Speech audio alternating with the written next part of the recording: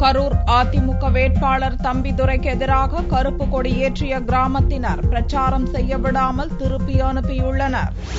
கரூர் லோக்சபா தொகுதியில் அதிமுக சார்பில் தற்போதைய எம்பி தம்பிதுரை வேட்பாளராக அறிவிக்கப்பட்டு தீவிர பிரச்சாரத்தில் ஈடுபட்டு வருகிறார். திங்களன்று திருச்சி மாவட்டம் மணப்பாறை நகராட்சி பகுதியில் ஓட்டு சேகரிக்க தம்பிதுரை வந்தார். அப்போது அப்பகுதிகளில் கருப்பு கொடி ஏற்றப்பட்டிருந்தது. இப்பகுதியில் குடிநீர், கழிவுநீர் உள்ளிட்ட எவ்வித அடிப்படை வசதிகளும் செய்து தரவில்லை என்று குற்றம் சாட்டிய அப்பகுதிவாசிகள் இது தொடர்பாக பலமுறை மனு கொடுத்தும் தம்பிதுரை நடவடிக்கை எடுக்கவில்லை என்றும் புகார் வாசித்தனர்.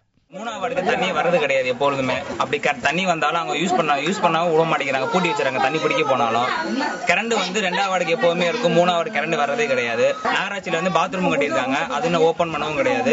12 வருஷமா யூஸ் பண்ணாம தான் இருக்கு, திறக்கவும் இல்லை, எந்த ஒரு யூஸ் பண்றதும் கிடையாது. நகராட்சியில இருந்து எந்த ஒரு ஆக்டிவிட்டி எடுக்கிறதும் கிடையாது. தண்ணி வர மாட்டேங்குது. 6 மாசம் ஆகுது போட்டு தரேன்னு தோண்டுங்க அப்படின்னு 300 ரூபாய் கொடுத்து தோண்டி வச்சிருக்கேன். அந்த குழியில தண்ணி திறந்து விடணும்னு இன்னும் மணப்பாறை அதிமுக எம்எல்ஏ சந்திரசேகர் திருவிக நகர் பகுதிவாசிகளிடம் பேச்சுவார்த்தை நடத்தியும் பலனில்லை. பொதுமக்கள் சமாதானம் அடையாததால் வேட்பாளர் தம்பிதுரை அப்பகுதியில் பிரச்சாரம் செய்ய முடியாமல் திரும்பிச் சென்றார்.